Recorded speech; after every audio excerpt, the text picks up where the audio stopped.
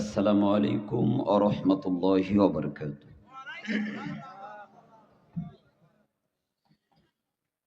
আলহামদুলিল্লাহ আলহামদুলিল্লাহি নাহমাদুহু ওয়া নাস্তাঈনুহু ওয়া নাস্তাগফিরুহু ওয়া নু'মিনু বিহি ওয়া নাতাওয়াক্কালু আলাইহি ونعوذ بالله من شرور أنفسنا ومن سيئات أعمالنا من يهده الله فلا مضل له ومن يضلل فلا هادي له ونشهد أن لا إله إلا الله وحده لا شريك له الذي أرسله بالحق بشيرا ونذيرا وداعيا إلى الله بإذنه وسراجا منيرا فقد قال الله تعالى في كلامه المجيد والفرقان الحميد সকলে জবানটা ছেড়ে দিয়ে আমার সাথে পড়েন আউযু বিল্লাহি মিনাশ বিসমিল্লাহির রহমানির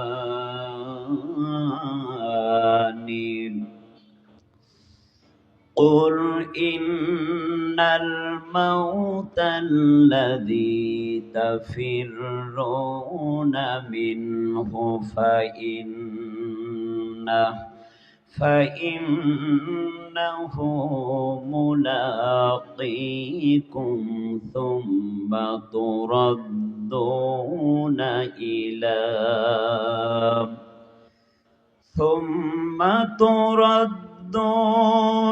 إلى عالم الغيب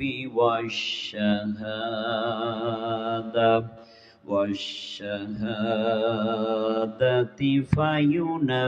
فينبئكم بما كنتم تعلمون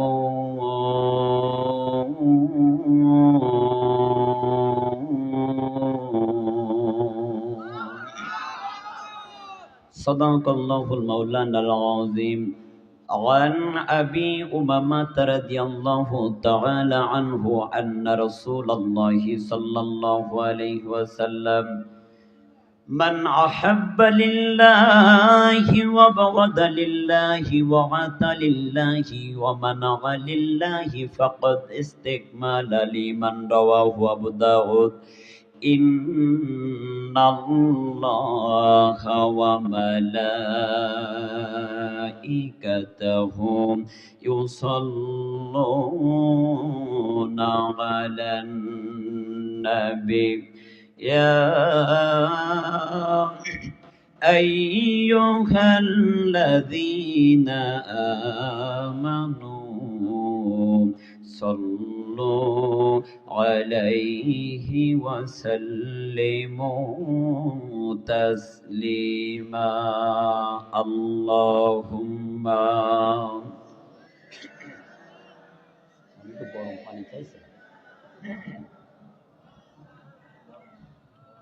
وعلى آله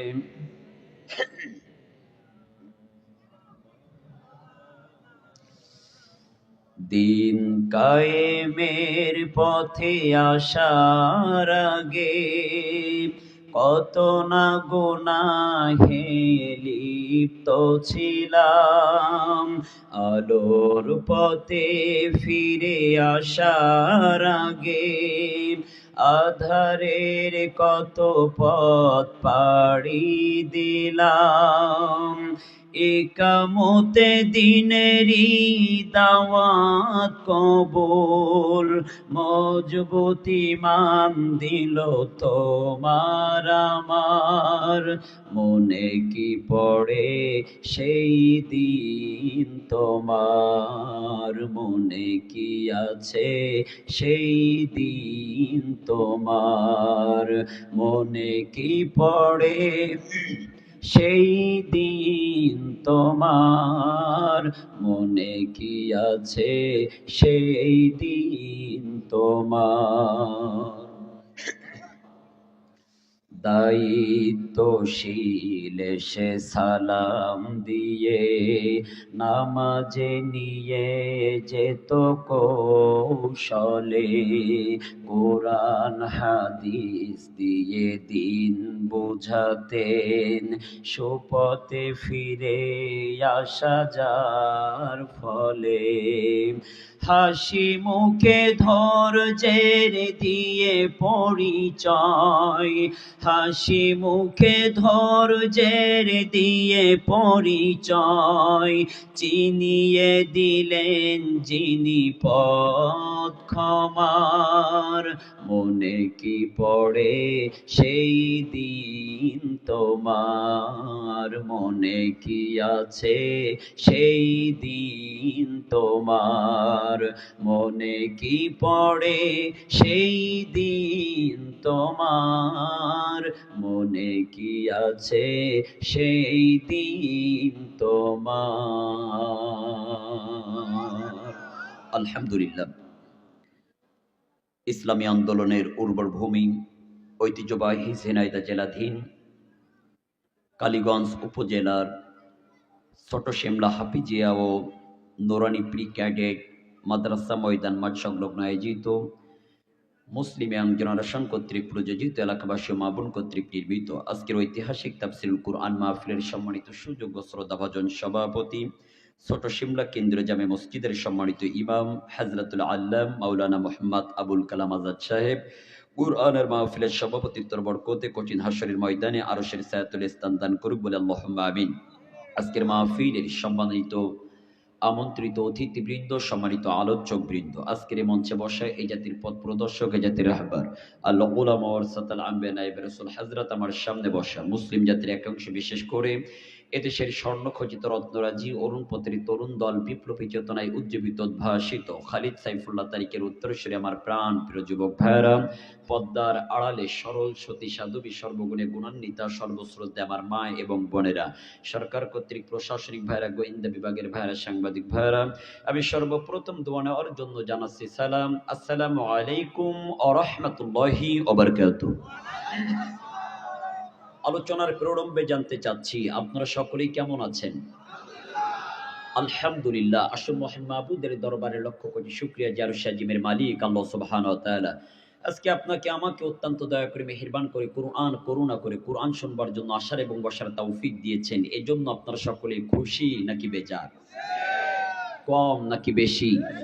যারা আছেন খুশি মুখে নিয়ে হাসি উঁচু করে কল্লা দোকান হাত টান টান করে মুসলমানের মতন আওয়াজ দিয়ে বলতে হবে আলহামদুলিল্লাহ। সবাই আমার সাথে পড়েন রব্বানা লাকাল হামদ। সবাই পড়েন না রব্বানা লাকাল হামদ হামদান কাসীরান তাইয়িবান মুবারাকান ফীহি ইয়া রাব্বি কামা ইয়ানবাগি লিজালালি ওয়াজহিকা ওয়া আযীমি সুলতানিকা। শুকরিয়া আদায় করলাম কার? খুশি হয়েছেন কে? আস্তে বলবেন না। খুশি হয়েছেন কে? অখুশি হয়েছেন কে? আমরা সার্বক্ষণিকের জন্য কাকে খুশি রাখতে চাই? এই হৃদয়ের মধ্যে সেই রবের ভয় আছে না নাই? আস্তে বলবেন না। হৃদয়ের মধ্যে সেই রবের ভয় আছে না নাই? কিন্তু বাস্তবতা আজকে ভিন্ন। আপনার আমার সমাজের মধ্যে দেখা যায় এই হৃদয়ের মধ্যে যতটুকু না ওই রবের ভয় আছে, তার চাইতে বেশি র্যাবের ভয় আছে। ঠিক কিনা বলেন? সুতরাং এই হৃদয়ের মধ্যে একমাত্র কেবলমাত্র কার ভয় থাকবে? আল্লাহর ভয়। দুরূদ পাঠ করি মানবতার মুক্তির দূত আতেন আমাদের তাজেদের মদিনা আব্দুল্লাহর বেটা আমিনার দুলালি নবী মুহাম্মদ রাসূলুল্লাহ সকলেই পড়ছে সাল্লাল্লাহু আলাইহি সাল্লাম। মাগফিরাত কামনা করি ওই শ্রেণীর মধ্যে মুজাহিদ ভাইদের উপরে যারা আল্লাহর জমিন আল্লাহর দিন প্রতিষ্ঠার জন্য বুক কেড়ে তাজা রক্ত জমিনে ঢেলে দিয়ে শাহাদাতের অমীয় বাণী লাভ করেছেন। আল্লাহ সুবহানাহু ওয়া তাআলা ওই শ্রেণীর মানুষগুলোকে জান্নাতুল ফেরদাউসের মেহমান বানিয়ে দিক বলে আল্লাহুম্মা আমিন। সম্মানিত ভাইয়েরা, গত বছর একই ময়দানে প্রধান আলোচক হিসেবে আলোচনা আমি করেছিলাম। আল্লাহ পাক রব্বুল আলামিন কবুল করেছেন বলেই আজকে আপনাদের সামনে কথা বলার সুবর্ণ সুযোগ তিনি করে দিয়েছেন। আসলেই আলোচনার শুরুতেই আপনাদের কাছে জানতে চাচ্ছি, কোরআন থেকে যদি আলোচনা হয় আপনাদের কোনো সমস্যা নাই তো? কোনো সমস্যা নাই তো?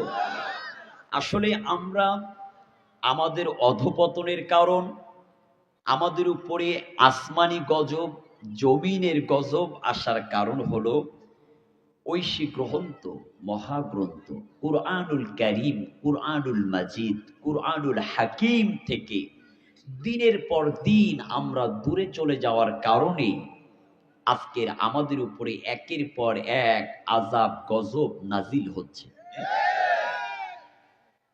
আমাদের কপালে দুর্দিন, আমাদের কপালে দুর্দিন দুঃখ ছাড়া আগামী তারিখ কিছু দেখা যাচ্ছে না। কারণ বাস্তবতা আজকে ভিন্ন দিকে। আমরা কাগজের কুরআনুল কারীমকে যতটুকু সম্মান করি, জীবন্ত কুরআনকে সেই পরিমাণ সম্মান করতে পারি না। কাগজের কোরআন পাইলেই বুকে জড়িয়ে ধরে চুম্বন করি, আর জিন্দা কোরআনগুলোকে পাইলেই গুলি করার জন্য ব্যস্ত থাকি। কাগজের কোরআনকে পাইলেই সম্মান করে, আর জিন্দা কোরআনগুলোকে কারাগারের মধ্যে আটকে রাখার জন্য পায়তারা করে। আপনাদের পাশের কুষ্টিয়ার মুফতি আমির হামজা ভাই একটা জিন্দা কুরআনুল কারীম, জিন্দা কুরআন, যার সিনার মধ্যে কুরআন। আজকের এই সকল মানুষগুলাকে হেয় করার কারণে, লাঞ্ছিত করার কারণে, বঞ্চিত করার কারণে আমাদের কপালে দুঃখ আছে না নাই? এত দুঃখ রাখবো কোথায়, রাখার জায়গা নাই ভাইরে। এত দুঃখ রাখবো কোথায়, রাখার জায়গা নাই। আমাদের কপালেতে শান্তি বুঝি নাই। এত দুঃখ রাখবো কোথায়, রাখার জায়গা নাই ভাইরে। এত দুঃখ রাখবো কোথায়, রাখার জায়গা নাই। আমাদের কপালেতে শান্তি বুঝি নাই। আমাদের কপালেতে শান্তি বুঝি নাই। 5 ওয়াক্ত নামাজ পড়ে কপালে তার দাগ, মক্কাতে যাই না মেরা গে লাগাই হাজি সাব। 5 ওয়াক্ত নামাজ পড়ে কপালে তার দাগ, মক্কাতে যাই না মেরা গে লাগাই হাজি সাব। চা দোকানে বসে হাজি টেলিভিশন চাই ভাইরে। চা দোকানে বসে হাজি টেলিভিশন চাই। হিন্দি গানের তালে তালে পা দুটি নাচাই। এত দুঃখ রাখবো কোথায়, রাখার জায়গা নাই ভাইরে। এত দুঃখ রাখবো কোথায়, রাখার জায়গা নাই। আমাদের কপালেতে শান্তি বুঝি নাই। সুদে ঘুষে জীবন কাটে করে দুর্নীতি, এমন লোক হয় যদি মসজিদের সভাপতি। সুদে ঘুষে জীবন কাটে করে দুর্নীতি, এমন লোক হয় যদি মসজিদের সভাপতি। উচিত কথা কইতে গেলে মোল্লার চাকরি নাই ভাইরে। উচিত কথা কইতে গেলে মোল্লার চাকরি নাই। আমাদের কপালেতে শান্তি বুঝি নাই। সমাজেতে অসঙ্গতি বলবো কত আর, গায়ের জোরে বিচারপতি ঘুষেরই কারবার। সমাজেতে অসঙ্গতি বলবো কত আর, গায়ের জোরে বিচারপতি ঘুষেরই কারবার। টাকার লাগি গরিব দুঃখী বিচার নাহি পাই ভাইরে, টাকার লাগি গরিব দুঃখী বিচার নাহি পাই। আমাদের কপালেতে শান্তি বুঝি নাই, এত দুঃখ রাখবো কোথায়, রাখার জায়গা নাই ভাইরে, এত দুঃখ রাখবো কোথায়, রাখার জায়গা নাই। আমাদের কপালেতে শান্তি বুঝি নাই, আমাদের কপালেতে শান্তি বুঝি নাই। আল্লাহ সকলকে বুঝার তৌফিক দিক বলে আল্লাহুম্মা আমিন। সম্মানিত ভাইয়েরা, আপনাদের সম্মুখ পারে পবিত্র কালামুল্লাহ শরীফের 114টি সূরার মধ্যে 62 নম্বর সূরা। সূরাটির নাম হলো সূরা জুমআ। জুমআ শব্দের অর্থ একত্রিত হওয়া, সম্মিলিত হওয়া। এটি বিশ্বনবীর মাদানী জিন্দেগিতে নাজিল হয়েছিল। এর আয়াত সংখ্যা 11টি, এর রুকু হলো 2টি। আপনাদের সম্মুখ পানে সূরাতুল জুমআর 8 নম্বর আয়াতে কারিমা তেলাওয়াত করেছি। শাব্দিক অর্থ ভালো করে বোঝার চেষ্টা করবেন। আল্লাহ বলছেন, কুল, ওগো নবী, আপনি বলে দেন, ইন্নাল মাউতাল্লাযী তাফিরুনা মিনহু ফাইন্নাহু মুলাকীকুম, তোমরা যে মৃত্যু হতে পলায়ন করছো তা অবশ্যই তোমাদের সাথে সাক্ষাৎ করবে, আলিঙ্গন করবে। একটু আওয়াজ দিয়ে বলেন তো দেখি, মৃত্যুর হাত থেকে কেউ কি রেহাই পাবে? কেউ রেহাই পাবে না। সুম্মা তুরাদ্দুনা ইলা আলিমিল গায়বি ওয়াশ শাহাদাহ, তারপর তোমাদের কি অদৃশ্য দৃশ্য সম্পর্কে পরিজ্ঞাত আল্লাহর কাছে ফিরিয়ে নেওয়া হবে। আল্লাহ পাক রব্বুল আলামিনের অওদা কথা, এর মধ্যে কোনো সন্দেহ আছে? ভাইরা আমার, ভালো করে বোঝার চেষ্টা করবেন। আল্লাহ পাক রব্বুল আলামিন সূরা জুমআর মধ্যে বলছেন, তোমরা যে মৃত্যু হতে পলায়ন করছো, অবশ্যই মৃত্যু তোমাদের সাথে আলিঙ্গন করবে, অবশ্যই মৃত্যু তোমাদের সাথে সাক্ষাৎ করবে। মৃত্যুর কাছ থেকে তোমরা যেখানেই পলায়ন করো না কেন, মালাকুল মউত আজরাইল সেখান থেকে জান কবজ করার ক্ষমতা আছে না নাই? আল্লাহ বলছেন, আইনামা তাকুনু ইউদরিকুমুল মাউত ওয়ালাউ কুনতুম ফি বুরুজিম মুশাইয়াদা। সূরা আন-নিসা আয়াত নাম্বার 78। আল্লাহ বলছেন, তোমরা যেখানেই অবস্থান করো না কেন মৃত্যুর ভয়ে, তোমরা যদি সুদূর দুর্গের মধ্যে থাকো, ওয়াট্টলিকার মধ্যে থাকো, প্রাসাদের মধ্যে থাকো না কেন, সেখানে মালাকুল মউত আজরাইল চলে যাবে আর তোমাদের সুঠাম দেহ, সুন্দর দেহ থেকে রূহ নামক মেশিনটা, জান নামক মেশিনটা বের করবে। তোমাদের শরীরের ভিতরে যতক্ষণ রূহ থাকবে ততক্ষণ তোমরা থাকবে জীবিত মানুষ। তোমাদের শরীর থেকে যখন জানটা বাহির করা হবে তখন তোমরা হয়ে যাবা মরা মানুষ। এই জন্য দুনিয়ায় যতদিন পর্যন্ত রূহ থাকবে আপনার ততদিন পর্যন্ত পাওয়ার থাকবে, ক্ষমতা থাকবে। মনে রাখবেন, আপনার আমার শরীর থেকে যখন রূহটা চলে যাবে, মালাকুল মউত আজরাইল যখন নিয়ে যাবে, আপনি আমি হয়ে যাব লাশ। আপনার আমার দুনিয়ায় এত পাওয়ার, এত ক্ষমতা, লাশ হয়ে যাওয়ার পরে কিন্তু কোনো পাওয়ার থাকবে না। লাশ হয়ে যাওয়ার পরে আপনার আমারও কোনো ক্ষমতা থাকবে না। এই পৃথিবীর জমিনে সুটাম দেহের মধ্যে ছোট্ট একটা রূহ ছিল ফেরাউনের। ওই ফেরাউন যতদিন পর্যন্ত বেঁচে ছিল ততদিন পর্যন্ত দুনিয়ার জমিনে তাকাব্বারি করেছে, দুনিয়ার জমিনের ক্ষমতার অপব্যবহার করেছে। ওই ফেরাউনের শরীর থেকে যখন জানটা বাহির হয়েছে, ওই ফেরাউন কিন্তু দুনিয়ার জমিনের তাকাব্বারি করতে পারবে না। নমরুদ এই পৃথিবীর জমিনে তাকাব্বারি করেছিল। আজকের কিন্তু নমরুদ নমরুদার পৃথিবীর জমিনে টিকে নাই, আবু জাহেল ক্ষমতা দেখিয়েছে, আবু জাহেল টিকে নাই। সুতরাং ফিরাউন যেহেতু টিকে থাকতে পারে নাই, নমরুদ যেহেতু টিকে থাকতে পারে নাই, আবু জাহেল যেহেতু টিকে থাকতে পারে নাই, বর্তমান পৃথিবীর জমিনে মাজলুমদের উপরে যারা জুলুম আর নির্যাতনের স্টিম রুলার চালিয়েছে, আল্লাহর কসম তারা যদি মনে করে এই পৃথিবীর জমিনে আজীবনের জন্য তারা টিকে থাকবে, এই পৃথিবীর জমিন স্থায়ী নয়, এই পৃথিবীর জমিন ক্ষণস্থায়ী, এই পৃথিবীর জমিন থেকে বিদায় নিতে হবে। সুতরাং নমরুদের মতন লাঞ্ছিত হয়ে বিদায় নেওয়ার চাইতে, ফিরাউনের মতন অপমানিত হয়ে বিদায় নেওয়ার চাইতে, আবু জাহেলের মতন লাঞ্ছিত হয়ে বিদায় নেওয়ার চাইতে, বলেন তো দেখি সম্মানের সাথে বিদায় নেওয়ার দরকার আছে না নাই? কি মরণ, কি মরণ, কি মরণ! আপনার আমার সমাজে এমনও মানুষ মারা যায়, ইন্না লিল্লাহ পড়া তো দূরের কথা, আলহামদুলিল্লাহ বলে কথা বলেন না কেন? ভুল বললাম? কত মানুষ মারা যায় অথচ ইন্না লিল্লাহ পড়ে না, ইন্না লিল্লাহ পড়ে না, বলে আলহামদুলিল্লাহ, বলে শয়তান মরছে ভালো হয়েছে। কথা বলেন না কেন? ফিরাউনের সময়ও তারাও বলেছিল, ফিরাউন মরে যাওয়ার পরে আলহামদুলিল্লাহ, নমরুদ মরে যাওয়ার পরে আলহামদুলিল্লাহ।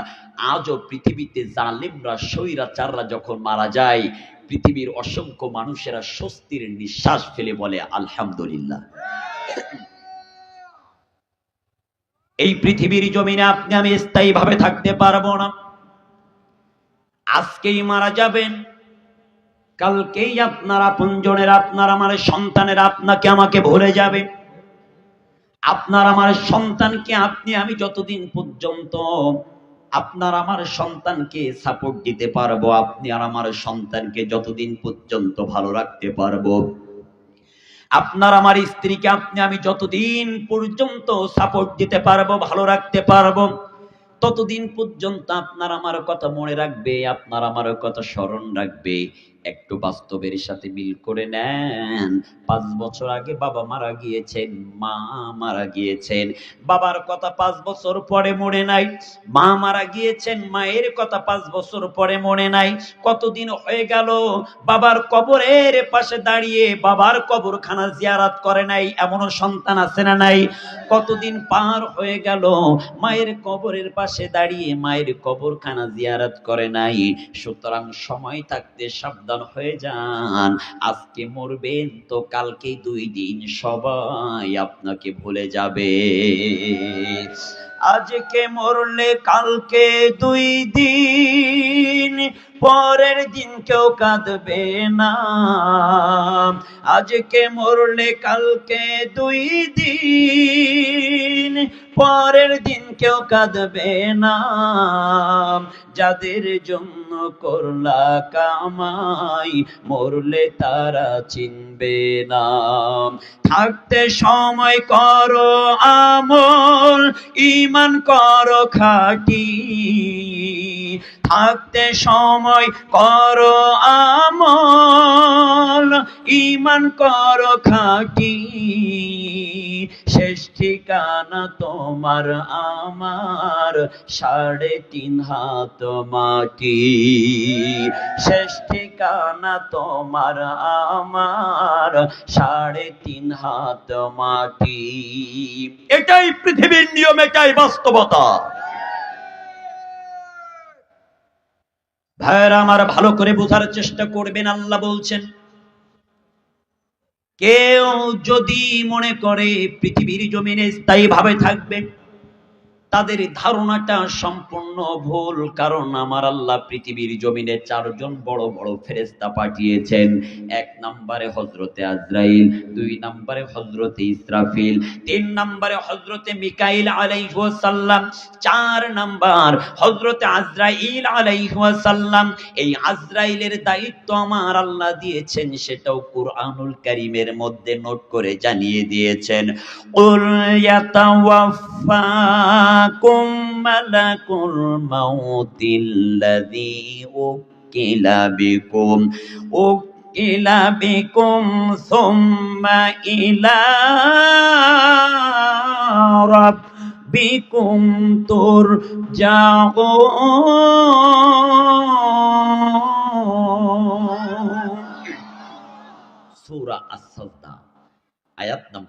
আল্লাহ বলছেন তোমাদেরকে মৃত্যু দেবে, মৃত্যু দেওয়ার জন্য মৃত্যুর ফেরেশতা নির্ধারণ করা হয়েছে। ওই মৃত্যুর ফেরেশতা তোমাদের শরীর থেকে জানটা বাহির করবে, তোমরা পৃথিবীর জমিন থেকে বিদায় নিয়ে চলে যাবে। আল্লাহ পাক রব্বুল আলামিন বলছেন মৃত্যু দেবে মৃত্যু নামক ফেরেশতারা। আজকের আলোচনাটা ভালো করে বোঝার চেষ্টা করবেন। এই পৃথিবীর জমিনে আল্লাহ পাক রব্বুল আলামিন মানুষগুলাকে সৃষ্টি করার পরে প্রত্যেকটা মানুষগুলাকে ডেকে বলেছেন ওয়ামা খালাকাতুল জিন্না ওয়াল ইনসা ইল্লা লিয়াবুদুন। আমি মানুষ আর জিন এই দুইটা জাতিকে সৃষ্টি করেছি একমাত্র কেবলমাত্র ইল্লা লিয়াবুদুন, আমার ইবাদত, আমার বন্দেগী, আমার গোলামি, আমার দাসত্ব করবার জন্য। এই পৃথিবীর জমিনে আমি মানুষ আর জিন এই দুইটা জাতিকে একমাত্র কেবলমাত্র তারা আমার ইবাদত করবে, আমার বন্দেগী করবে। আর এই মানুষগুলার প্রত্যেকটা মানুষের কাঁধের উপরে আমি আল্লাহ 5টা করে মামলা চাপিয়ে দিয়েছি। প্রত্যেকটা মানুষের কাঁধের উপরে আমার আল্লাহ 5টা করে মামলা চাপিয়েছেন। 1 নাম্বার মামলা হলো মৃত্যু নামক মামলা, 2 নাম্বার হলো কবর নামক মামলা, 3 নাম্বার মিজান নামক মামলা, 4 নাম্বার হাসর নামক মামলা, 5 নাম্বার হলো আখিরাত নামক মামলা।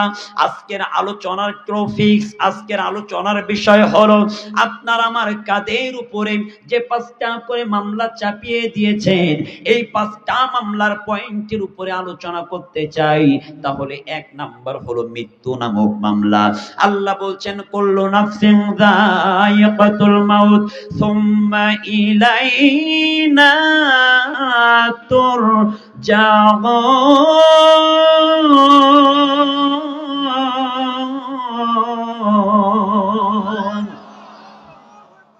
কুল্লু নাফসিন যায়িকাতুল মাউত, প্রত্যেকটা প্রাণীর মৃত্যুর স্বাদ গ্রহণ করতে হবে। সুম্মা ইলাইনা তুরজাউন, তারপরে আল্লাহর কাছে ফিরে যেতে হবে। তাহলে 1 নাম্বার মামলা হলো মৃত্যু নামক মামলা। আল্লাহ বলছেন গোলাম, ও গোলাম, এই পৃথিবীর জমিন থেকে তোমাদের বিদায় নিয়ে চলে যেতে হবে। আবার আমি রব্বে কারীম এই পৃথিবীর জমিন থেকে যখন তোমরা বিদায় নিয়ে চলে যাবা, তোমাদেরকে অন্ধকার মাটির নিচে রাখা হবে। আবার ওই অন্ধকার মাটি কবর নামক ঘাটি থেকে আমি আল্লাহ তোমাদের উত্তোলন করব। মিনহা খালাকনাকুম ওয়া ফিহা নুঈদুকুম ওয়া মিনহা নুখরিজুকুম তারাতান উখরা। আল্লাহ বলছেন আমি তোমাদেরকে মাটি দিয়ে সৃষ্টি করেছি, আবার এই মাটির সাথে তোমাদেরকে মিশে যেতে হবে, আবার এই মাটি থেকে তোমাদেরকে উত্তোলন করব। আল্লাহ পাক রব্বুল আলামিন কবে কখন উত্তোলন করবেন? ইযা যুলজিলাতিল আরদু জিলজালাহা ওয়া আখরাজাতিল আরদু আসকালাহা। আল্লাহ বলছেন গোটা পৃথিবীর জমিনটা যখন একেবারে লন্ডভন্ড হয়ে যাবে, গোটা পৃথিবীর জমিনটা একেবারেই যখন শেষ হয়ে যাবে, ওই দিন আমি কবরের মধ্যে থেকে প্রত্যেকটা মানুষগুলোকে উত্তোলন করব। তাহলে এখানে বোঝা গেল আপনি আমি পৃথিবীর জমিনে আছি, আবার আপনার আমার পৃথিবীর জমিন ছেড়ে চলে যেতে হবে। আবার রব্বুল আলামিন আপনার আমার ওই মাটির নিচ থেকে কবরের মধ্যে থেকে উত্তোলন করবেন। আপনাদের কাছে জানতে চাই ওই আল্লাহর ক্ষমতা আছে না নাই? আল্লাহ পারে কি পারে না? আমার আল্লাহ সব কিছু পারে, সব কিছু পারে। আল্লাহর একজন পয়গম্বর, মুসলিম জাহানের জাতির পিতা মিল্লাত আবিকুম ইব্রাহিম। আপনাদের কাছে জানতে চাই মুসলমানদের জাতির পিতার নাম কি? যারা কথা বলেন নাই তাদের মনে সন্দেহ আছে। আরো জোরে বলেন না কেন, মুসলমানদের জাতির পিতার নাম কি? মুসলমানদের জাতির পিতার নাম ইব্রাহিম আলাইহিস সালাম। মুসলমানদের জাতির পিতা ইব্রাহিমকে বাদ দিয়া পৃথিবীর জমিনে অন্য কাউকে জাতির পিতা বলে কেউ মুসলমান মানতে পারে না। এই ইব্রাহিম আলাইহিস সালাম একদিন রব্বে কারীমকে ডেকে বলছেন, আয় আল্লাহ তাআলা, আপনি নাকি মানুষগুলাকে মৃত মানুষে রূপান্তরিত করবেন, আবার ওই মৃত মানুষগুলাকে জিন্দা করবেন, এটা কিভাবে সম্ভব? আল্লাহ ডাক দিয়া বলছেন, ইব্রাহিম, কেন আমি যে মরা মানুষগুলাকে জিন্দা করতে পারি এটা কি তোমার বিশ্বাস হয় না? ইব্রাহিম আলাইহিস সালাম ডাক দিয়া বলছেন, ও রব্বুল আলামিন, কেন বিশ্বাস হবে না? অবশ্যই বিশ্বাস হয়, কিন্তু আমি আপনার পয়গম্বর, আমার চামড়ার চোখ দিয়া যদি এই দৃশ্যখানা দেখতে পারতাম তাহলে একটু ভালো হতো। আল্লাহ বলছেন, তাহলে আর দেরি করো না, চারটা পাখি ধরে সুন্দর করে পোষ মানাও। ইব্রাহিম আলাইহিস সালাম চারটা পাখি ধরে সুন্দর করে পোষ মানানোর পরে আল্লাহ নির্দেশ করছেন, ইব্রাহিম, এবার এই চারটা পাখির কল্লা আলাদা করো, তাদের ডানা আলাদা করো, তাদের পা আলাদা করো, চক্ষু দুইটা আলাদা করো, হাড় হাড্ডি কলিজাগুলো আলাদা করে এবার চারটা পাহাড়ের পাদদেশে সুন্দর করে ছড়িয়ে ছিটিয়ে দাও। ইব্রাহিম আলাইহিস সালাম আল্লাহর কথা শুনে সেটাই করলেন। চারটা পাখিকে জবে করে তাদের কল্লা, তাদের ডানা, তাদের পা, তাদের দিল কলিজাগুলা চারটা পাহাড়ের পাদদেশে সুন্দর করে ছড়িয়ে ছিটিয়ে দিলেন। আল্লাহ বলছেন, ইব্রাহিম, এবার কুম বিইজনিল্লাহ বলে ডাক দাও। ও ইব্রাহিম, ডাক দেওয়ার দায়িত্ব তোমার, আর চারটা পাখিকে জিন্দা করে হাজির করার দায়িত্ব আমি আল্লাহর। ইব্রাহিম আলাইহিস সালাম আর দেরি করলেন না, সেটাই করলেন। এবার চারটা পাখির, প্রত্যেকটা পাখির কল্লার জায়গায় কল্লা, ডানার জায়গায় ডানা, পায়ের জায়গায় পা, চোখের জায়গায় চোখ, সব কিছু সুন্দর করে আগের মতন পুনরায় হয়ে গেল। হয়ে যাওয়ার পরে ইব্রাহিম আলাইহিস সালামের সামনে হাজির হয়ে গেল আল্লাহর পয়গম্বর ইব্রাহিম আলাইহিস সালাম। আর দেরি করলেন না, সাথে সাথে সেজদায় লুকিয়ে পড়ে আল্লাহকে ডেকে বলছেন, আল্লাহ, আমি বুঝতে পেরেছি আপনি যেমন মরা মানুষগুলাকে জিন্দা করার ক্ষমতা রাখেন, আবার ওই জিন্দা মানুষগুলাকে মরা মানুষ করার ক্ষমতা আপনার আছে। পৃথিবীর জমিনের একজন মোস্ট ফেমাস ব্যক্তি যার নাম হলো লর্ড হার্ট, মৃত্যুর 24 ঘন্টা পূর্বেই হঠাৎ করে স্ট্রোক জনিত কারণে তার জবানের কথা বলার শক্তি হারিয়ে ফেলেছেন। তার পাওয়ার, টাকা পয়সার কোনো দিক থেকে অভাব ছিল না, কিন্তু তার কথা বলার শক্তি নাই। পরিবারের অনেক কিছু জানার দরকার, রাষ্ট্রের সম্পদ সম্পর্কে অনেক কিছু জানার দরকার। পরিবারের মানুষ, রাষ্ট্রের মানুষেরা একটু হতভম্ব হয়ে গেল। আমাদের লর্ড হার্জের মুখ থেকে যদি কথা না বাহির হয় আমাদের অনেক ক্ষতি হবে, কি করা যায়? পরামর্শ করলেন, বৈঠক ডাকলেন।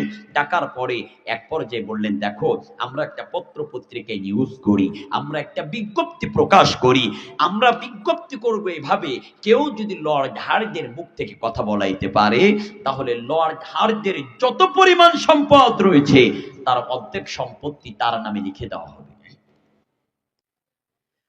পরিবারের মানুষেরা পত্র পত্রিকায় নিউজ করলেন, বিজ্ঞপ্তি দিলেন। এই বিজ্ঞপ্তিটা সাথে সাথে পৃথিবীর জমিনে ফেমাস হয়ে গেল, ভাইরাল হয়ে গেল। তৎকালীন সময়ের ইউরোপের সবচাইতে বড় সায়েন্টিস্ট, সবচাইতে বড় ডাক্তার, যার নাম হলো ভল্টার, এই ভল্টার নিউজটা পেয়ে তর্জন গর্জন দিয়ে বলছেন, আমি পৃথিবীর সবচাইতে বড় ডাক্তার, আমার সায়েন্সের আধুনিক অস্ত্রপাতির অভাব নাই, আমার আধুনিক অস্ত্রপাতি দিয়ে আমি ওই লর্ড হার্জের মুখ থেকে কথা বলাইতে চাই। যত কষ্ট হোক না কেন, যেভাবেই হোক না কেন, লর্ড হার্জের মুখ থেকে আমি ভল্টার কথা বলাবো, আর লর্ড হার্জের অর্ধেক সম্পত্তির মালিক হয়ে যাব। এবার ভল্টার তার সায়েন্সের জিনিসপত্র নিয়ে হাজির হয়ে গেলেন লর্ড হার্জের বাড়িতে। লর্ড হার্জের বাড়িতে যাওয়ার পরে সমস্ত শরীরের মধ্যে একেবারে মাথা থেকে দেহ, মাথা থেকে পা পর্যন্ত ভল্টারের সমস্ত সায়েন্সের জিনিসপত্রগুলো সুন্দর করে ফিট করে রেখেছেন। সমস্ত জিনিসপত্র ফিট করে একটা সুইচ রেখে দিয়েছেন। ওই সুইচটা অন করতে দেরি হবে, ভল্টারের হিসাব অনুযায়ী লর্ড হার্জ হার্জের মুখ থেকে কথা বলতে দেরি হবে না। সব কমপ্লিট করার পরে হাজার হাজার মানুষ একত্রিত হয়েছেন। লর্ড হার্জের মুখ থেকে কথা বাহির হবে আর বলটার অর্ধেক সম্পত্তির মালিক হয়ে যাবে। কিছুক্ষণ পরে হাজারো মানুষের সামনে বলটার যখন মেশিন সুইচটা মারলেন, কিন্তু নট অ্যালাউ নো সিগন্যাল, আবার সুইচ মারলেন, নট অ্যালাউ নো সিগন্যাল, বলটার আবার সুইচ মারলেন, নট অ্যালাউ নো সিগন্যাল বলে ঘোষণা দিলেন। অবশেষে বলটার আত্মসমর্পণ করে জাতির মানুষের কাছে বলছে, শুনে রাখো, এই জবান দেওয়ার মালিক আল্লাহ, আবার এই জবান কেড়ে নেওয়ার মালিক আল্লাহ। সুতরাং আমি বলটারের লর্ড হার্জের সম্পত্তি কেন, গোটা পৃথিবীর জমিনের সব সম্পত্তিগুলো যদি আমি বলটারের নামে লিখে দেওয়া হয়, আমার আল্লাহ যদি কথা বলার শক্তি না দেয়, পৃথিবীর কোন ডাক্তার সায়েন্সের ক্ষমতা নাই লর্ড হার্জের মুখ থেকে কথা বাহির করবে। ক্ষমতা আছে? ক্ষমতা আছে। সুতরাং যে আল্লাহ হায়াতের মালিক, ওই আল্লাহ মউতের মালিক। সুতরাং ওই আল্লাহর সাথে তাকাব্বুরি করে পৃথিবীর জমিনে 2 দিন 5 দিন টিকে থাকা সম্ভব, ভবিষ্যতে টিকে থাকা সম্ভব না। এই জন্য আল্লাহর সাথে তাকাব্বুরি করা যাবে না। ভাইরা আমার, ভালো করে বোঝার চেষ্টা করবেন। 1 নাম্বার হলো মৃত্যু নামক মামলা চাপিয়ে দিয়েছেন। 2 নাম্বার হলো কবর নামক মামলা চাপিয়ে দিয়েছেন। আপনি আমি যখন বিদায় নিয়ে চলে যাব, আপনার আমার সবচাইতে স্বাদের ঘর যে স্ত্রীর জন্য সন্তানের জন্য করলাম, সেই ঘরের মধ্যে একই সাথেই থাকলাম। কোন একদিন রাতের বেলায় আপনি আমি বিদায় নিয়ে চলে গেলাম, আপনার স্ত্রী আপনার সন্তানের বলবে, আমার বাবা নাই, আমার বাবা নাই। স্ত্রী বলবে, আমার প্রাণের স্বামী বিদায় নিয়ে চলে গিয়েছে, তাড়াতাড়ি ঘর থেকে নামাও। সন্তান বলবে, আমার বাবা বিদায় নিয়ে চলে গিয়েছে, তাড়াতাড়ি ঘর থেকে নামাও। কেউ চলে যাবে বাঁশ কাটবার জন্য, কেউ চলে যাবে মসজিদের খাটিয়া নামক পালকিখানা আনবার জন্য, কেউ বাজারে চলে যাবেন সাদা কাপড়ের কাপড় কিনবার জন্য। একে একে সবাই ব্যস্ত থাকবেন। আপনি আমি যখন বিদায় নিয়ে চলে যাব, আপনার আমার আপনজন, আপনার আমার নিকটবর্তী মানুষেরা আপনাকে আমাকে অন্ধকার মাটির নিচে দাফন করে রেখে আসবে। আপনি আমি বিদায় নিয়ে চলে যাওয়ার সাথে সাথে আপনাকে আমাকে যখন অন্ধকার মাটির নিচে রেখে আসবেন, কবরের মধ্যে রাখার সাথে সাথে 2 জন ফেরেশতা চলে আসবেন। একজন হলো মুনকার আর একজন হলো নাকির। আপনার কাছে সেই প্রশ্ন করবেন, মান রব্বুকা ওয়া মা দীনুকা ওয়া মা নাবিয়ুকা। আপনি আমি দুনিয়ার জমিনে যদি ভালো কাজ করতে পারি, ভালো আমল করতে পারি, তাহলে আপনার আমার জবান দিয়ে জারি হয়ে যাবে রব্বি আল্লাহ। আপনার আমার প্রশ্ন করবে যখন, মার রব্বুকা, আপনার আমার জবান দিয়ে জারি হয়ে যাবে রব্বি আল্লাহ। আপনার আমার কাছে যখন প্রশ্ন করবে ওয়া মা দীনুকা, আপনার আমার জবান দিয়ে জারি হয়ে যাবে, আপনার আমার জবান দিয়ে জারি হয়ে যাবে ইন্নাদ দীনা ইনদাল্লাহিল ইসলাম। আপনার আমার কাছে যখন প্রশ্ন করবে ওয়া মা নাবিয়ুকা, আপনার আমার জবান দিয়ে অলরেডি জারি হয়ে যাবে নবী মুহাম্মদ রাসূলুল্লাহ। আর দুনিয়ার জমিনে আপনি আমি যদি ভালো কাজ না করতে পারি, অন্যায়কে যদি আপনি আমি সমর্থন করি, সুদের সাথে যদি সম্পর্ক থাকে, জেনার সাথে যদি সম্পর্ক থাকে, ঘুষের সাথে যদি সম্পর্ক থাকে, পাপিষ্ট ব্যক্তিদের সাথে যদি সম্পর্ক থাকে, কবরের মধ্যে প্রশ্ন করবে মার রব্বুকা, আপনার আমার জবান দিয়ে জারি হয়ে যাবে লা আদ্রি। প্রশ্ন করবে ওয়া মা দীনুকা, আপনার আমার জবান দিয়ে জারি হয়ে যাবে লা আদ্রি। প্রশ্ন করবে ওয়া মা নাবিয়ুকা, আপনার আমার জবান দিয়ে জারি হয়ে যাবে লা আদ্রি। হঠাৎ করে একটা আওয়াজ আসবে, মিথ্যা বলেছে, তার কবরখানা জাহান্নামের আগুন দিয়ে ভরপুর করে দাও। এই জন্য 2 নাম্বার মামলা থেকে যদি রেহাই পেতে চান, তাহলে বেশি বেশি করে আমল করার দরকার আছে না নাই? এবার আসেন 3 নাম্বার মামলা। রব্বে কারীম আপনার আমার প্রত্যেকটা মানুষের কাঁধের উপরে চাপিয়ে দিয়েছেন তিন নাম্বার মামলা হলো মিজান নামক মামলা। মিজান নামক মামলা, তার মানে আপনার আমার নেকি আর বদি, ভালো আর মন্দের হিসাব নিকাশ হবে। আপনার আমার নেকির পাল্লা যদি ভারী হয়ে যায়, আপনি আমি ডান হাতে আমলনামা পেয়ে জান্নাতে চলে যাব। আপনার আমার নেকির পাল্লা যদি হালকা হয়ে যায়, আপনি আমি বাম হাতে আমলনামা পেয়ে জাহান্নামে চলে যাব। আল্লাহ রাসূল আমার বলেছেন, হে পৃথিবীর মানুষেরা, মিজানের পাল্লা যদি ভারী করতে চাও তাহলে আলহামদুলিল্লাহি তামলাউল মিজান, বেশি বেশি করে আলহামদুলিল্লাহর জিকির করে নাও। বান্দা যদি মিজানের পাল্লা ভারী করতে চাও, সুবহানাল্লাহ সুবহানাল্লাহি তামলাউল মিজান, বেশি বেশি করে সুবহানাল্লাহর জিকির করে নাও। হাদিসের মধ্যে পাওয়া যায় পৃথিবীর জমিনে উত্তম জিকির হলো চারটা। হাদিস থেকে বলছি, এক নাম্বার সুবহানাল্লাহ, দুই নাম্বার আলহামদুলিল্লাহ, তিন নাম্বার আল্লাহু আকবার, চার নাম্বার লা ইলাহা ইল্লাল্লাহ। অথচ আজকে হাদিস অনুযায়ী জিকিরগুলা বাদ দিয়ে আপনার আমার সমাজে হুক্কুর হুক্কুর হেই হেই জিকির আছে না নাই? কেউ দেখবেন জিকিরের খেলায় বাঁশ গাছে ওঠে, কথা বলেন না কেন? ঠিক কিনা? কেউ জিকিরের খেলায় বাঁশ গাছে ওঠে, আবার কেউ জিকির করতে করতে নিজেদের জামা কাপড় খুলে ফেলে। বাংলাদেশে এমন ভণ্ডের অভাব নাই। এক এক দরবারে এক এক জিকিরের খেলা, এক এক দরবারে এক এক ইশকের খেলা। বর্তমান বাংলাদেশে 40,000-এর বেশি ভণ্ড পীর। কত পীর, কত পীর। শরীরের মধ্যে তালা ঝোলাই রাখে, সেই পীরের নাম কি? নাম নাকি তালা বাবা। ওরে হাইব্রিড শয়তান, শরীরের মধ্যে তালা ঝুলিয়ে রাখছে, পীরের নাম কি? তালা বাবা। গোলাপ বাবা, শাহালি বাবা, গাধা বাবা, ঘোড়া বাবা। শরীরে কাপড় নাই, নাম হলো ল্যাংটা বাবা। কত বড় শয়তান চিন্তা করেন, শরীরে কাপড় নাই, নাম হলো ল্যাংটা বাবা। বাংলাদেশের মধ্যে এইগুলা বর্তমানে আছে না নাই? তাই তো আমি মাঝে মধ্যে বলি, ইল বাবা, খাজা বাবা, কেল্লা বাবার দিওয়ানাম, ল্যাংটা বাবার মুরিদ হলে নামাজ রোজা লাগে না। যারা নাউজুবিল্লাহ বলেন নাই, তার মানে ল্যাংটা বাবার লোক। সবাই বলেন না নাউজুবিল্লাহ। ইল বাবা, খাজা বাবা, কেল্লা বাবার দিওয়ানাম, ল্যাংটা বাবার মুরিদ হলে নামাজ রোজা লাগে নাম।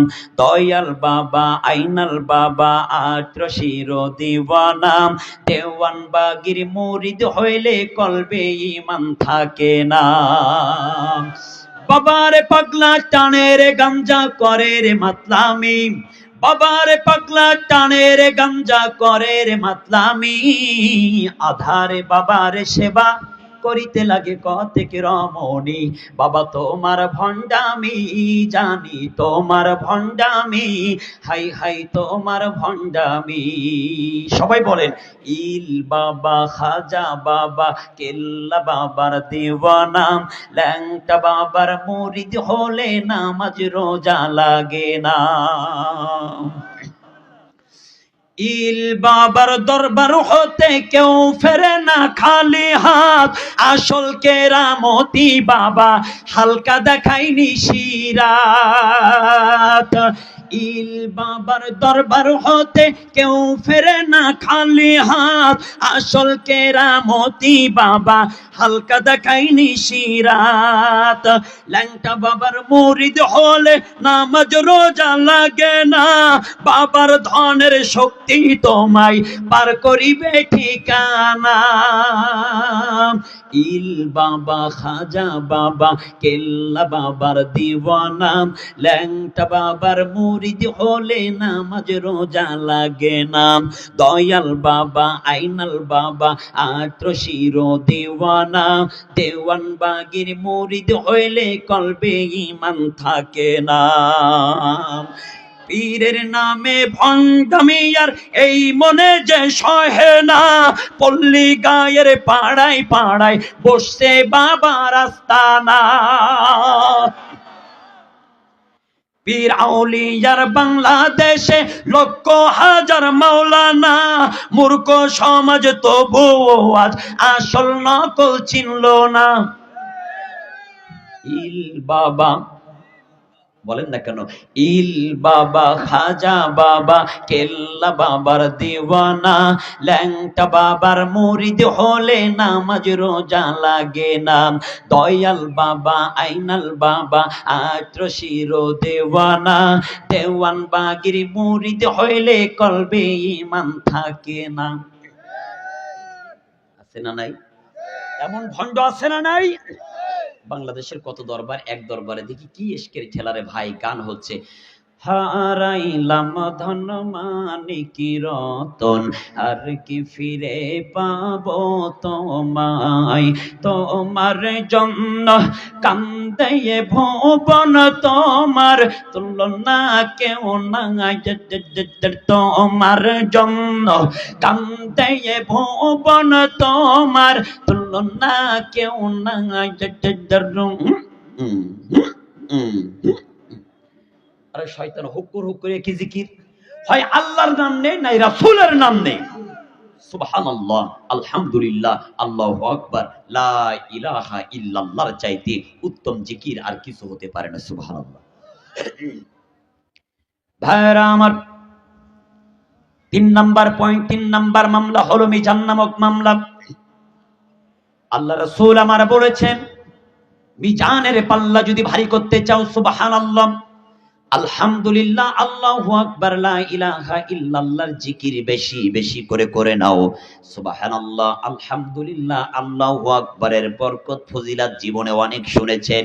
আজকে আমি সাতক্ষীরা থেকে এসে আপনাদেরকে লা ইলাহা ইল্লাল্লাহর কি পরিমাণ বরকত, লা ইলাহা ইল্লাল্লাহর কি পরিমাণ ফজিলত আজকের আপনাদের মাঝে একটু উপস্থাপনা করতে চাই, আপনাদের মাঝে একটু শেয়ার করতে চাই। চলেন না আলোচনাটার একটু সামনের দিকে নিয়ে যাই। আল্লামা জুনায়েদ বাগদাদী রাহিমাহুল্লাহর সাথে এক ইহুদির অত্যন্ত ঘনিষ্ঠ সম্পর্ক ছিল, বন্ধুত্ব সম্পর্ক ছিল।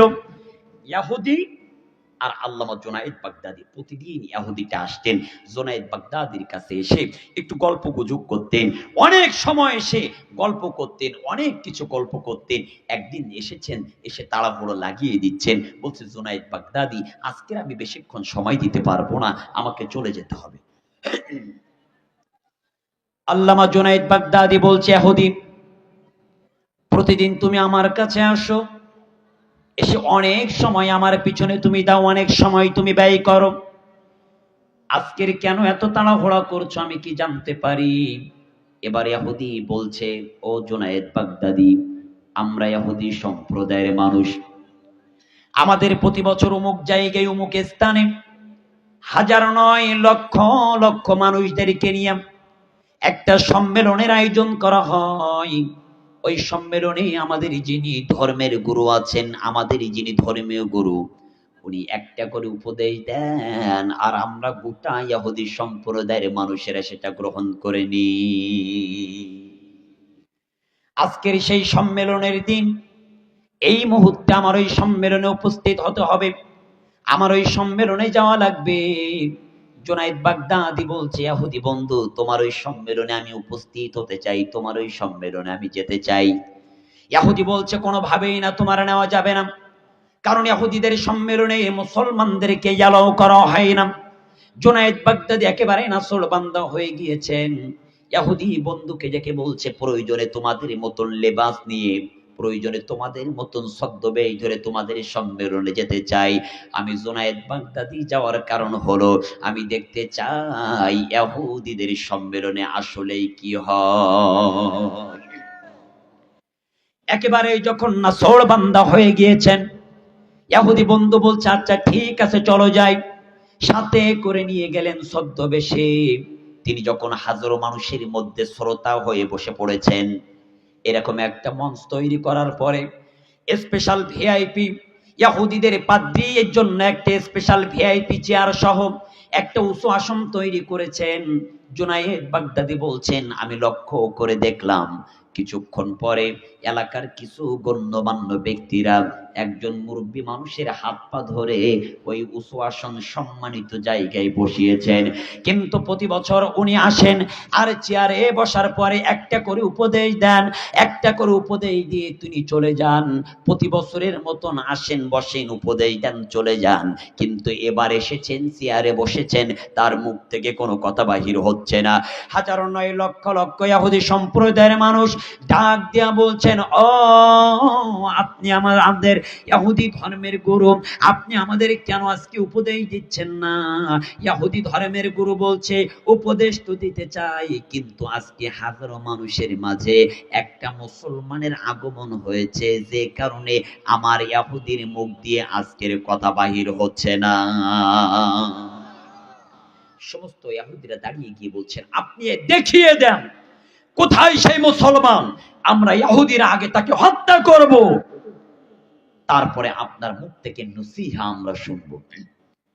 ইহুদি বলছে, খবরদার, তাকে হত্যা করবা না, তাকে মারবা না, তাকে ধরে আমার কাছে নিয়ে আসবা। জুনায়েদ বাগদাদিকে ধরে ইহুদি পাদ্রীর কাছে আনা হলো। ইহুদি পাদ্রী বলছে, কি ব্যাপার? ইহুদিদের সম্মেলনে মুসলমান নট এলাও, তুমি এখানে কিসের জন্য এসেছো? আল্লামা জুনায়েদ বাগদাদি ইমানের বলে বলিয়ান হয়ে বলছে, ও ইহুদি পাদ্রী, আমি এখানে এসেছি ইহুদিদের সম্মেলনে কি হয় এইটা দেখবার জন্য, কিন্তু আসার পরে দেখলাম আর বুঝলাম এখানে তামাশা ছাড়ার কিছুই হয় না, এখানে তামাশা হয়। আমি জুনায়েদ বাগদাদি ইমানের বলে বলিয়ান হয়ে বললাম, এটা তামাশার স্থান ছাড়ার কিছু না, পৃথিবীর সব চাইতে এটা হলো বাতিল ধর্ম। ইহুদি পাদ্রী রাগান্বিত হলেন, কিন্তু কথা বললেন না। ইহুদি পাদ্রী বলছে, মুসলমানদের উপরে আমার রাগ আছে, নাউযুবিল্লাহি মিন যালিক। মুসলমানদের ধর্মীয় কিতাবের উপর আমার রাগ আছে, এবং মুসলমানরা কয়েকটা কথা বলে যেটা আমরা অ্যাকসেপ্ট করতে পারি না, গ্রহণ করতে পারি না, মেনে নিতে পারি না। জুনায়েদ বাগদাদি বলছে, কি? ইহুদি পাদ্রী বলছে, জুনায়েদ, তুমি তো মুসলমানদের পক্ষ থেকে এসেছো, আমি তোমার কাছে 3টা প্রশ্ন করতে চাই, তুমি কি জবাব দিতে পারবা? আল্লামা জুনায়েদ বাগদাদি বলছে, 3টা প্রশ্ন করো, দেখি জবাব দিতে পারি কিনা। আল্লামা জুনায়েদ বাগদাদির কাছে ইহুদি পাদ্রী এবার 3টা প্রশ্ন ছুড়ে দিলেন। ইহুদি পাদ্রী বলছে, ও মুসলমানদের ধর্মীয় গুরু জুনায়েদ বাগদাদি, আমার 1 নাম্বার প্রশ্ন হলো, তোমাদের ধর্মীয় কিতাবের মধ্যে এবং তোমরা মুসলমানেরা বলো, তোমাদের আল্লাহ নাকি তোমাদের জন্য জান্নাত তৈরি করে রেখেছেন, ওই জান্নাতের মধ্যে তোমাদের দিবে, কিন্তু জান্নাতের মধ্যে তোমরা নাজ নিয়ামত ভক্ষণ করবে, নাজ নিয়ামত খাবে, কিন্তু এই জান্নাতের মধ্যে কোনো পায়খানারও প্রয়োজন হবে না, আবার কোনো প্রস্রাবেরও প্রয়োজন হবে না। এটা তো একেবারে অযৌক্তিক কথা, এটা আমরা মানতে পারি না। সায়েন্সের দিকে তাকাইলেই বোঝা যায়, একটা মানুষ যখন খাদ্যগুলা খায়, খাদ্য খাওয়ার পরে পেটের মধ্যে স্টোমাক পাকস্থলীর মধ্যে চলে যায়, ওখান থেকে সুন্দর করে হয়ে তারপরে প্রস্রাব আর পায়খানার রাস্তা দিয়ে বের হয়। সুতরাং যারা খাদ্য গ্রহণ করবে অবশ্যই তাদের পায়খানার প্রস্রাবের প্রয়োজন হবে। তোমরা তোমাদের ধর্মীয় কিতাবের মধ্যে বলা রয়েছে, জান্নাতের মধ্যে যারা যাবে তাদের পায়খানারও প্রয়োজন হবে না, আবার প্রস্রাবেরও প্রয়োজন হবে না।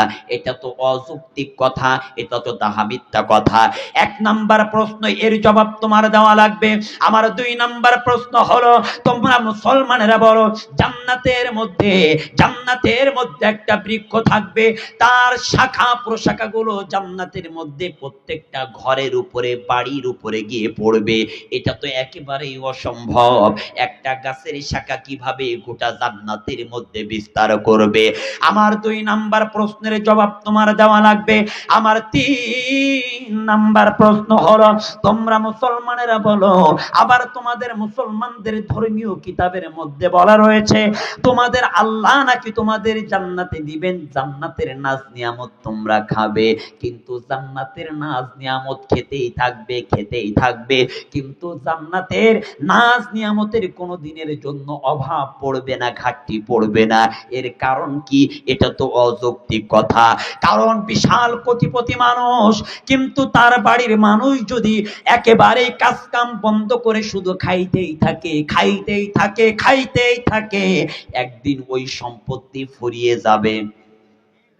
সত্য কিনা? একদিন ওই সম্পদ ফুরিয়ে যাবে, কিন্তু জান্নাতের মধ্যে লক্ষ কোটি কোটি মানুষ থাকবে, জান্নাতের নাজ নিয়ামত খাবে, কিন্তু জান্নাতের মধ্যে ওই সম্পদ, জান্নাতের মধ্যে নাজ নিয়ামতের কেন ঘাটতি পড়বে না? এই অযৌক্তিক তিনটা প্রশ্নের জবাব আমার দিতে হবে।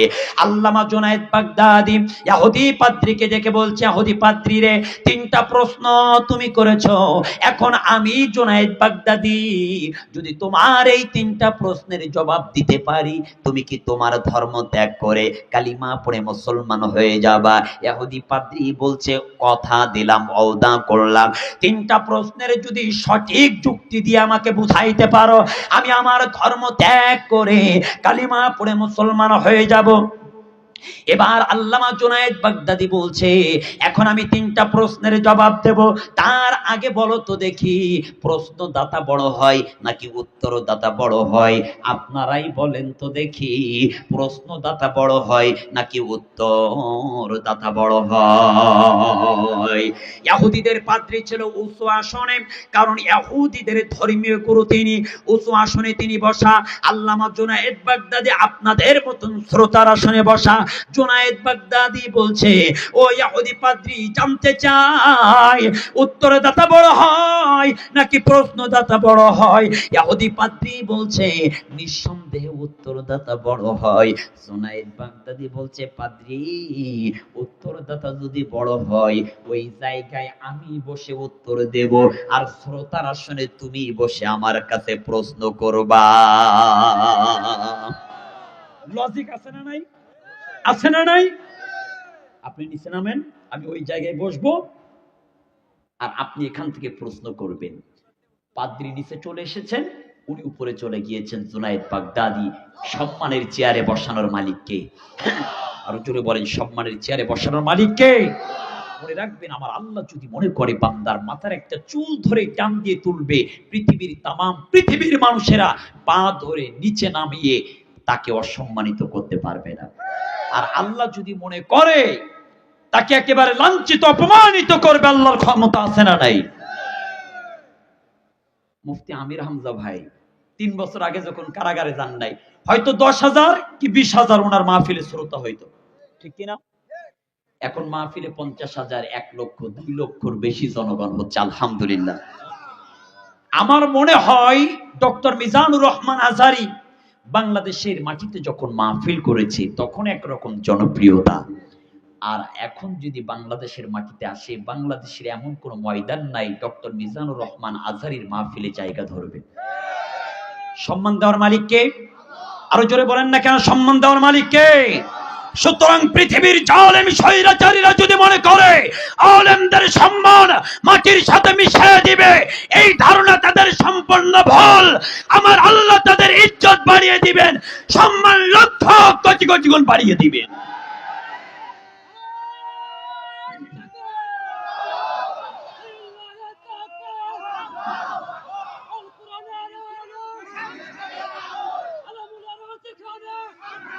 ভাইরা বসেন, সময় বেশি নাই, খুব সংক্ষিপ্ত সময়। আল্লামা জুনায়েদ বাগদাদী বলছে, ইহুদি পাদ্রী নিচে নেমে আসো, আমি ওই জায়গায় গিয়ে তিনটা প্রশ্নের জবাব দিতে চাই। তিনি চলে গেলেন। এবার আল্লামা জুনায়েদ বাগদাদী বলছে, ইহুদি পাদ্রী তিনটা প্রশ্নের জবাবের 1 নাম্বার প্রশ্নের জবাব শুনে রাখো। জান্নাতের মধ্যে জান্নাতীরা নাজ নিয়ামত খাবে, কিন্তু পায়খানা প্রস্রাবের প্রয়োজন হবে না। তার কারণটা হলো, একটা সন্তানকে প্রথম দিন থেকে শুরু করে 7 মাস, কোন সন্তান 8 মাস, আবার কোন সন্তান 9 মাস 10 মাস মায়ের গর্ভের মধ্যে থাকে। আচ্ছা, আপনারাই বলেন তো দেখি, একটা সন্তানকে মায়ের পেটের মধ্যে বাঁচানোর জন্য কি দুনিয়ার কোনো খাদ্য মায়ের পেটের মধ্যে পাঠানো হয়? বাইরের কোনো খাদ্য মায়ের পেটের মধ্যে পাঠানোর প্রয়োজন পড়ে না। মায়ের পেটের মধ্যে মায়ের শরীরের রক্ত পান করে করে মায়ের পেটের মধ্যে আস্তে আস্তে বড় হতে থাকে। মায়ের রক্ত খায়, মায়ের পেটের মধ্যে অবস্থান করে। মায়ের পেটটা পবিত্র রাখবার জন্য আমার আল্লাহ যেমন ওইখানে পায়খানা প্রস্রাবের ব্যবস্থা করেন নাই। ও জুনায়েদ বাগদাদী, যে আল্লাহ একটা মায়ের পেটের মধ্যে পুত পবিত্র রাখবার জন্য পায়খানা প্রস্রাবের ব্যবস্থা বন্ধ করে রাখতে পারে, ওই আল্লাহ জান্নাতকে পবিত্র করবার জন্য জান্নাতীদের পায়খানা প্রস্রাব করা বন্ধ করার ক্ষমতা আছে না নাই? জুনায়েদ বাগদাদির 1 নাম্বার প্রশ্নের জবাব শুনে ইহুদি পাদ্রী কোনো কথা বলে না, মস্তক নিচু করে রয়েছে। ডাক দিয়া বলছে, আমার 2 নাম্বার প্রশ্নের জবাব দাও। জুনায়েদ বাগদাদি বলছে, তোমার 2 নাম্বার প্রশ্ন, জান্নাতের মধ্যে একটা গাছ রয়েছে, ওই গাছের শাখা প্রশাখা গুলো প্রত্যেকটা জান্নাতীর বাড়ির উপরে কিভাবে পড়বে তাহলে শোনো। প্রতিদিন সকালবেলা আল্লাহর আসমানের পূর্ব গগন থেকে একটা করে সূর্য উদিত হয়ে আল্লাহর আসমানের পশ্চিম গগনে অস্তমিত যায়। ওই সূর্যের আলোটা আমরা সাতক্ষীরার জেলার মানুষেরা যেমন দেখি, আপনারা ঝিনাইদহ জেলার মানুষেরা তেমন দেখেন, ওই কুষ্টিয়া জেলার মানুষেরা তেমন দেখেন। এই তো 2 দিন আগে ভারত থেকে আসলাম, ভারতের মানুষেরা একই সূর্যের আলো দেখে, পাকিস্তানের মানুষেরা একই সূর্যের আলো দেখে, সৌদি আরবের মানুষেরা একই সূর্যের আলো দেখে, ইন্দোনেশিয়ার মানুষেরা একই সূর্যের আলো দেখে। তাহলে যে আল্লাহ তার নিজের আসমানে একটা সূর্যের আলো গোটা পৃথিবীর মানুষদের দ্বারে দ্বারে পৌঁছায় দিতে পারে, প্রত্যেকটা মানুষের ঘরের উপরে পৌঁছায় দিতে পারে, তাহলে সেই আল্লাহ জান্নাতের মধ্যে জান্নাতের একটা গাছের শাখা প্রশাখা প্রত্যেকটা জান্নাতের বাড়ির উপরে পৌঁছানোর ক্ষমতা আছে না? জুনায়েদ বাগদাদির প্রশ্নের জবাব শুনে মস্তক নিচু করে রয়েছেন। ইহুদি পাদ্রী বলছে, এবার আমার 3 নাম্বার প্রশ্নের জবাব দাও। জান্নাতের মধ্যে নাজ নিয়ামত ভক্ষণ করবে, কিন্তু জান্নাতের নাজ নিয়ামতের কেন ঘাটতি পড়বে না? বলছে, তাহলে শোনো, আমার আল্লাহ কুরআনুল কারীম দীর্ঘ 23টা বছর ধরে নবীর উপরে নাজিল করেছেন। ওই কোরআনের অমীয় বাণী, কোরআনের স্বাদ আল্লাহর নবী গ্রহণ করেছেন, সাহাবায়ে আজমাইনরা গ্রহণ করেছেন, তাবিঈনরা গ্রহণ করেছেন, আম্মাইন মুস্তাহিদরা গ্রহণ করেছেন, পীর মাশায়েখরা গ্রহণ করে, বর্তমানে বক্তারা যেমন গ্রহণ করে আপনারা শ্রোতারাও তেমন গ্রহণ করেন। একটা গান 1 থেকে 2 বার শুনলে বলে আর ভালো লাগে না, এটার দরকার নাই। কিন্তু আজ পর্যন্ত এমন কোন মানুষের মুখ থেকে শুনলাম না কোরআনুল কারীম ভালো লাগে না, এটা পড়া বন্ধ করো। বরঞ্চ কোরআনুল কারীমের তেলাওয়াত যতই করা হয় ততই যেন বেশি মধুর লাগে। গোটা পৃথিবীর মানুষেরা আজকের কোরআনের স্বাদ দিনের পর দিন, মাসের পর মাস, বছরের পর বছর গ্রহণ করছে, কিন্তু কোরআনের স্বাদ কেউ শেষ করতে পারে নাই। কিয়ামত পর্যন্ত পারবে? কেউ পারবে? ও জুনায়েদ বাগদাদি বলছে, জুনায়েদ বাগদাদি বলছে ইহুদি পাদ্রী, ঠিক তদ্রূপ জান্নাতের মধ্যে সামান্য দুনিয়ার একটা কোরআনুল কারীমের স্বাদ যদি তোমরা শেষ না করতে পারো, তাহলে আমার আল্লাহ শুধু বলবে কুন ফায়াকুন, জান্নাতের মধ্যে হাজার হাজার নিয়ামত ফল ফলাদির অভাব থাকবে না। সুবহানাল্লাহ। জুনায়েদ বাগদাদির প্রশ্নের জবাব শুনে ইহুদি পাদ্রী মাথা নিচু করে রয়েছেন। জুনায়েদ বাগদাদি বলছে, আপনি 3টা প্রশ্ন করেছেন, আমি জবাব দিয়েছি। আমি মুসলমানদের পক্ষ থেকে আপনার কাছে একটা প্রশ্ন করতে চাই, আপনি কি জবাব দিতে পারবেন? ইহুদি পাদ্রী বলছে, কি এমন প্রশ্ন করতে চাও বলো তো দেখি। আল্লামা জুনায়েদ বাগদাদি বলছে, তাহলে শোনো, আমার একটা প্রশ্নের জবাব আজকের ইহুদিদের লক্ষ কোটি কোটি মানুষের সম্মেলনে আজকের একটা প্রশ্নের জবাব দিতে হবে। বলো, তোমাদের ধর্মগ্রন্থের মধ্যে যাকে বলা হয় স্বর্গ, আমাদের কুরআনুল কারীমের মধ্যে তাকে বলা হয় জান্নাত। সুবহানাল্লাহ বলেন। তোমাদের ধর্মগ্রন্থের মধ্যে যাকে বলা হয় নরক, আমাদের ধর্মগ্রন্থের মধ্যে তাকে বলা হয় জাহান্নাম। তোমার কাছে জানতে চাই, তোমাদের ওই স্বর্গ কিংবা আমাদের মুসলমানদের জান্নাত, ওই জান্নাত আর স্বর্গের দরজা থাকবে ঢুকবার জন্য। ও ইহুদি পাদ্রী, আজকের লক্ষ লক্ষ ইহুদিদের সম্মেলনে একটা প্রশ্নের জবাব দাও। সেই জবাবটা হলো, ওই জান্নাতের দরজার উপরে কি লেখা থাকবে এইটা আমারে বলা লাগবে। কি লেখা থাকবে বলা লাগবে। মাথা নিচু করে আছেন, সমস্ত ইহুদিরা দাঁড়িয়েছেন। ইহুদিরা বলছে কি ব্যাপার, মুসলমানরা 3টা প্রশ্নের জবাব দিয়েছেন। জুনাইদ বাগদাদি, আপনি তো আমাদের ধর্মের গুরু, আপনার কাছে একটা প্রশ্ন করেছে, আপনি কেন জবাব দিচ্ছেন না? ইহুদিদের ধর্মগুরু মাথা নিচু করে রয়েছেন। মাথা নিচু করার পরে বলছে, আমি যদি জবাব দিই তোমরা কি মানতে পারবে? আল্লাহু আকবার। আপনাদের আওয়াজের স্পিড কমে গিয়েছে, আপনার মনে কষ্ট পাচ্ছেন, রাগ করছেন? আলোচনা চলবে ইনশাআল্লাহ। কোরআনের মাহফিলের প্রতি আপনাদের রেসপেক্ট, সম্মান, ভালোবাসা দেখে আমি অবাক হয়েছি। আলহামদুলিল্লাহ বলেন। এই কোরআনের প্রতি আমাদের ভালোবাসা থাকার দরকার আছে না নাই? আরো জোরে বলেন না, কেন আছে না নাই?